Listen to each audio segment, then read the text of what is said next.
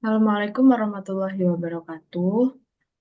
Perkenalkan, kita adalah kelompok 16 dari proyek simulasi aktuaria. Sebelum mempresentasikan pekerjaan kami, izinkan kami untuk memperkenalkan diri kita sendiri. Saya Diana Hidayah dengan NRP 50062111008. Saya Dinda Puja Puspita dengan NRP 50062111048. Nah, di sini kita akan mempresentasikan hasil pekerjaan final project simulasi aktuaria kita yang berjudul Estimasi Value at Risk Aset Tunggal dan Portofolio Saham Industri Telekomunikasi menggunakan simulasi Monte Carlo pendekatan Extreme Value Theory.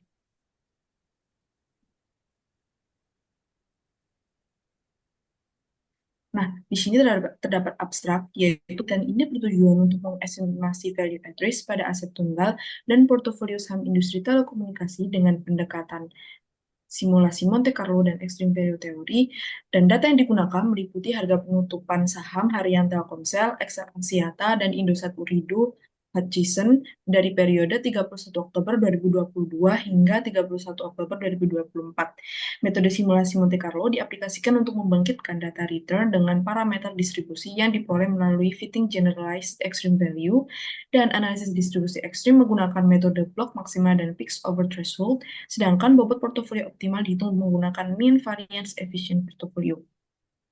Hasil menunjukkan bahwa distribusi terbaik untuk estimasi risiko ekstrim adalah distribusi generalized extreme value.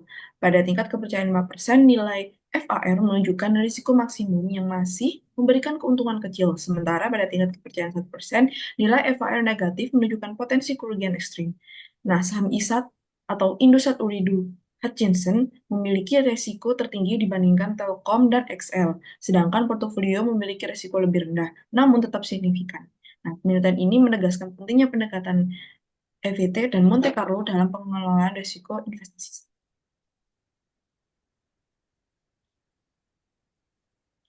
Lalu, terdapat pendahuluan, yaitu di era digital ini, teknologi seperti gadget menjadi kebutuhan dasar yang memerlukan jaringan telekomunikasi untuk berfungsi optimal.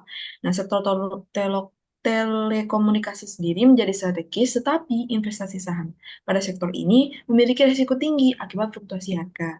Nah, analisis risiko yang cermat diperlukan untuk mengelola dan meminimalisir kerugian. Salah satu caranya adalah dengan membentuk portofolio yang efisien menggunakan metode mean variant efficient portfolio untuk mengurangi risiko secara optimal.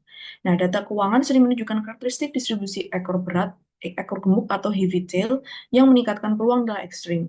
Pendekatan extreme value theory digunakan untuk mengatasi nilai ekstrim ini, sedangkan risiko investasi dapat diukur dengan value at risk, yaitu estimasi kerugian maksimum dalam kondisi pasar normal pada tingkat kepercayaan tertentu. Nah, metode Monte Carlo Simulation sendiri diterapkan untuk mengestimasi dengan membangkitkan data random berdasarkan karakteristik data. Nah, penelitian ini sebelumnya menunjukkan bahwa simulasi Monte Carlo lebih unggul dibandingkan dengan metode varian kovarian dan simulasi historis, terutama pada distribusi fat tails.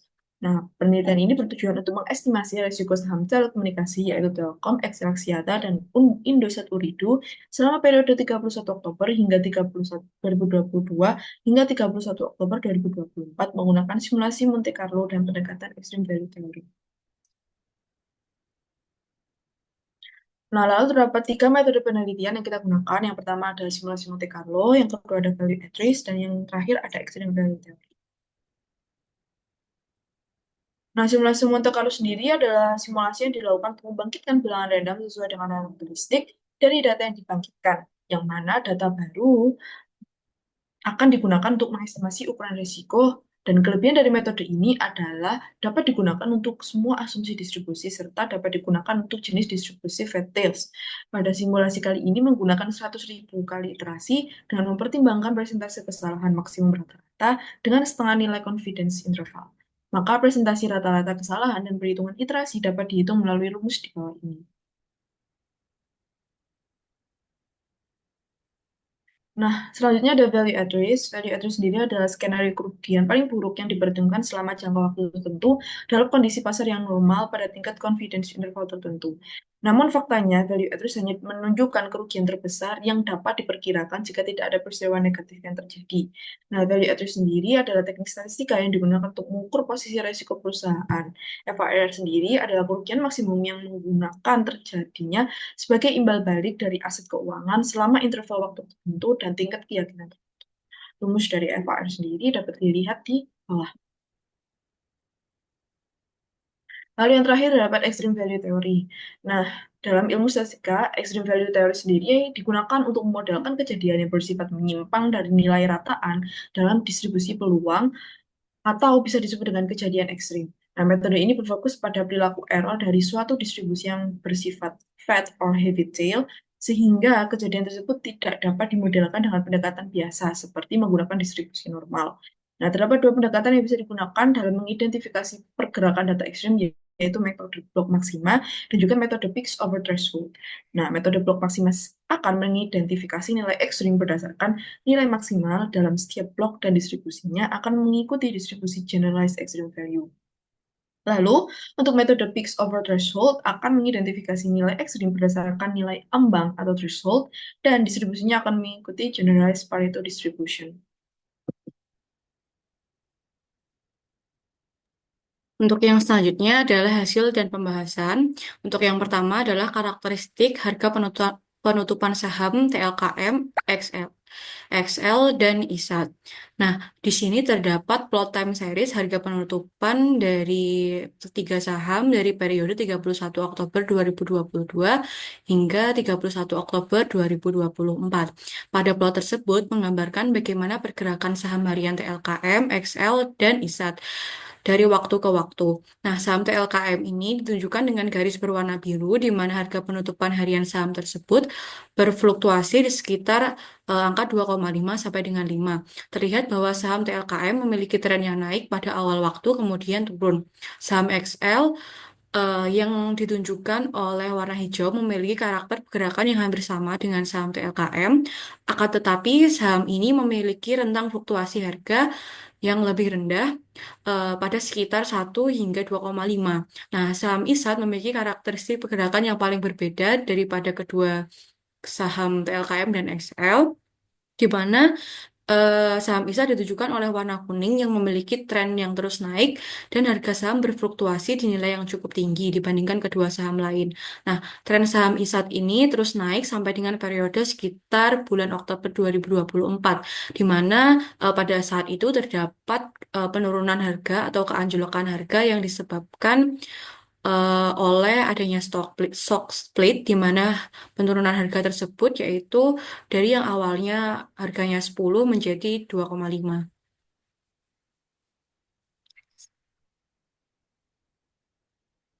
Untuk yang selanjutnya adalah penentuan bobot portofolio optimal. Untuk menentukan bobot portofolio optimal pada penelitian ini, kami menggunakan metode mean variance efficient portfolio, di mana langkah pertama yang digunakan adalah menentukan matriks varian covariance yang diperoleh, kemudian mencari inverse-nya.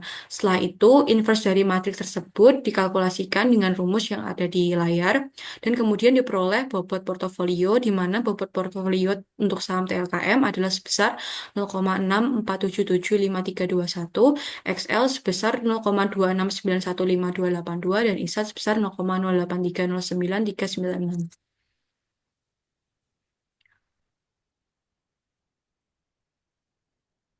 Untuk yang selanjutnya adalah karakteristik harga retun saham TLKM, XL, dan ISAT, dan juga portofolio.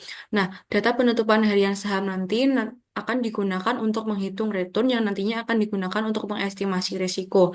Berdasarkan perhitungan return yang telah dilakukan, masing-masing return aset memiliki karakteristik tersendiri yang dijelaskan melalui statistika deskriptif yang terdapat pada layar. Nah, aset dengan nilai rata-rata return tertinggi yaitu saham XL dengan return yang positif dan stabil, yakni 0,00000034, sedangkan aset yang memiliki rata-rata return terendah yakni pada aset tunggal saham TLKM. Nah, aset yang memiliki ukuran penyebaran atau volatilitas yang terkecil yakni pada aset TLKM, dan sedangkan aset yang memiliki volatilitas terbesar yaitu pada aset tunggal saham ISAT. Saham yang memiliki volatilitas terbesar cenderung memiliki kemungkinan risiko yang paling besar dalam mengalami perubahan harga yang signifikan dari waktu ke waktu.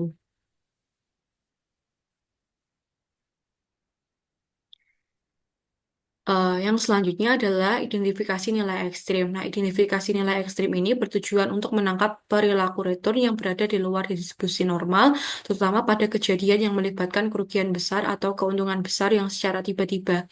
Nah, pada penelitian ini, identifikasi nilai ekstrim dilakukan dengan menggunakan plot time series, box plot, dan juga histogram.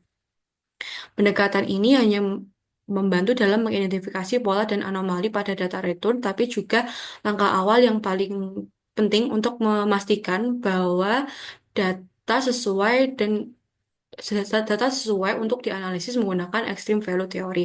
Nah, di layar terdapat gambar eh, plot time series data return di mana kita bisa melihat sendiri dari keempat plot tersebut data telah stasioner dan pada gambar di atas itu menunjukkan bahwa return aset tunggal portofolio berfluktuasi pada rentang tertentu. Akan tetapi terdapat beberapa titik di mana titik tersebut menyimpang atau memiliki nilai yang jauh dari rentang fluktuasinya. Nilai tersebut yang disebut dengan nilai ekstrim. Nilai return ekstrim ini disebabkan oleh suatu kejadian pada periode tertentu, baik karena faktor internal maupun eksternal perusahaan. Next. Untuk yang selanjutnya, di layar terdapat plot box plot. Nah, pada masing-masing aset tampak beberapa titik yang berada jauh di atas atau di bawah batas yang merupakan terdapat indikasi adanya nilai ekstrim dalam data return. Di aset ISA terlihat memiliki jumlah outlier yang lebih banyak dibandingkan TLKM dan XL dan mencerminkan volatilitas yang lebih tinggi dan potensi nilai ekstrim yang lebih sering terjadi. Pada portofolio, meskipun terdiri dari gabungan aset, tetap menunjukkan keberadaan nilai ekstrim meskipun jumlahnya lebih sedikit, yang mengindikasikan bahwa diversifikasi tidak sepenuhnya menghilangkan risiko ekstrim. Selain menggunakan box plot, identifikasi nilai ekstrim juga menggunakan plot histogram pada layar di mana plot histogram ini untuk mengidentifikasi adanya ekor yang heavy tail yang menunjukkan adanya nilai ekstrim pada distribusi baik aset tunggal maupun portofolio. Histogram pada layar menunjukkan bahwa pada aset tunggal yakni saham TLKM, XL, dan ISAT mengalami penurunan yang lambat yang menunjukkan adanya distribusi heavy tail dan ketidaknormalan pada distribusi. Pada histogram portofolio menunjukkan adanya penurunan yang cepat atau disebut dengan light tail dari pola histogram tersebut menunjukkan bahwa pada histogram seperti distribusi normal. Meskipun distribusi pada portofolio memiliki light tail dan distribusi normal, analisis EVT tetap bisa dilakukan untuk memastikan risiko yang ekstrim. Next. Untuk yang selanjutnya adalah estimasi parameter dan uji kesesuaian distribusi GEV. Nah, pada penelitian kali ini akan dilakukan estimasi parameter untuk distribusi GEV yaitu dengan metode blok maksima, di mana kami membagi data menjadi 96 blok, di mana masing-masing blok terdapat 5 data, dan kami mengambil nilai maksimal dari setiap blok tersebut, dan kemudian mengestimasi parameternya menggunakan metode maksimum likelihood estimator yang dimana diperoleh hasil estimasi yang seperti pada layar. Next. Untuk yang selanjutnya adalah melakukan uji kesesuaian distribusi GEV, apakah data ekstrim yang telah didapatkan dari blok maksima tersebut telah mengikuti distribusi GEV atau belum. Nah, uji ini dilakukan menggunakan uji Kolmogorov-Smirnov, di mana pada keempat aset, baik aset tunggal maupun portofolio, diperoleh keputusan gagal tolak H0, yang berarti bahwa keempat aset ini telah mengikuti distribusi GEV. Yang selanjutnya adalah estimasi parameter dan uji kesesuaian untuk distribusi GPD. Nah, untuk distribusi GPD ini, metode yang digunakan adalah peak over threshold, di mana pertama kita menentukan dulu threshold yang akan digunakan. Pada penelitian ini, threshold yang digunakan adalah kita menggunakan metode kuantil 95%, di mana masing-masing setiap aset diperoleh threshold yang seperti pada layar, data ekstrim yaitu data yang berada di atas nilai threshold. Nah, setelah data ekstrim diperoleh, diperoleh, kami mengestimasi parameter menggunakan bantuan software RStudio di mana diperoleh hasil estimasi parameter distribusi GPD seperti pada layar.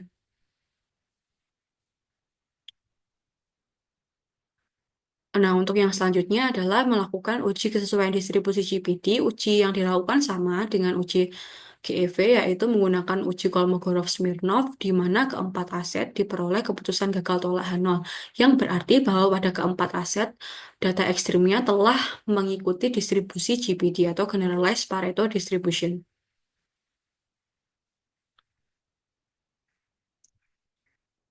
Untuk yang selanjutnya adalah pemilihan distribusi terbaik. Nah, pemilihan distribusi terbaik ini nantinya distribusi yang terbaik, parameternya akan digunakan untuk melakukan simulasi Monte Carlo pada langkah selanjutnya, yaitu pada langkah perhitungan value at risk. Nah, pada keempat aset ini diperoleh nilai AIC yang terkecil, yaitu semuanya pada distribusi GEV. Maka dari keempat aset tersebut, distribusi yang dipilih untuk melakukan simulasi Monte Carlo yaitu distribusi GEV. Untuk yang selanjutnya adalah melakukan perhitungan value at risk dengan simulasi Monte Carlo. Pada penelitian ini, estimasi nilai ukuran risiko berupa value at risk yang dihitung menggunakan simulasi Monte Carlo. Penerapan penghitungan value at risk menggunakan simulasi Monte Carlo ini dilakukan dengan bantuan software RStudio. Simulasi ini dilakukan dengan membangkitkan data random sebanyak sampel data return, yaitu 481 data berdasarkan distribusi yang terpilih, yakni distribusi GEV menggunakan parameter hasil estimasi yang telah diperoleh. Selanjutnya, untuk perhitungan nilai value at risk untuk distribusi GEV, eh, dari hasil pembangkitan data random tersebut, akan dihitung nilai value at risk untuk distribusi GEV yang seperti dengan iterasi sebanyak 100.000 iterasi. Nah, pada penelitian ini dilakukan perhitungan value at risk dengan confidence interval, yaitu 0,05 dan 0,01. Dan hasil value at risk yang telah diperoleh terdapat pada layar. Pada tingkat kepercayaan 5% pada saham TLKM, XL, dan ISAT, dan portofolio investasi, besar risiko maksimum yang mungkin akan diterima investor pada waktu satu hari kemudian tidak bernilai negatif atau masih memiliki keuntungan yang cukup kecil, yaitu sebesar 0,00201-203 atau 0,2% untuk saham TLKM, 0,2% untuk saham XL, dan 0,3% untuk saham ISAT, dan 0,2% untuk saham portofolio. Nah, pada tingkat kepercayaan 1% pada saham TLKM, XL, ISA, dan portofolio investasi, untuk besar risiko maksimum yang mungkin akan diterima investor pada jangka waktu satu hari bernilai negatif, yang artinya masih ada kemungkinan investor mengalami kerugian maksimum, yaitu sebesar 0,17% untuk saham TLKM, 0,27% untuk saham XL, dan 0,3% untuk saham ISA, dan juga 0,04% untuk portofolio. Pada tingkat kepercayaan 1%, semua aset menunjukkan nilai value at risk yang lebih ekstrim. Aset Indosat atau ISA tetap memiliki nilai value at risk yang tertinggi, diikuti oleh saham XL yang menunjukkan bahwa ISAT memiliki risiko yang paling besar di antara aset yang diamati. Portofolio memiliki nilai value at risk sebesar minus 0,0024149567 yang menunjukkan bahwa meskipun portofolio lebih aman daripada aset individu, nilai kerugian besar tetap ada.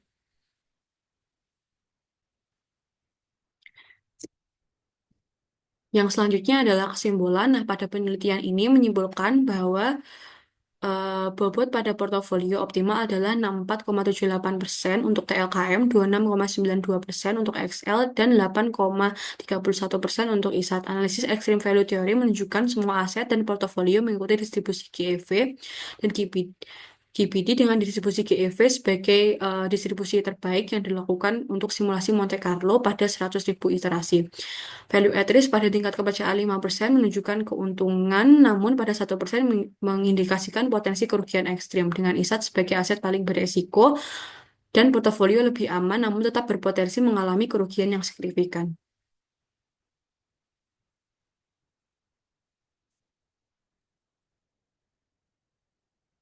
Sekian presentasi dari kami. Untuk kurang lebihnya mohon maaf. Wassalamualaikum warahmatullahi wabarakatuh.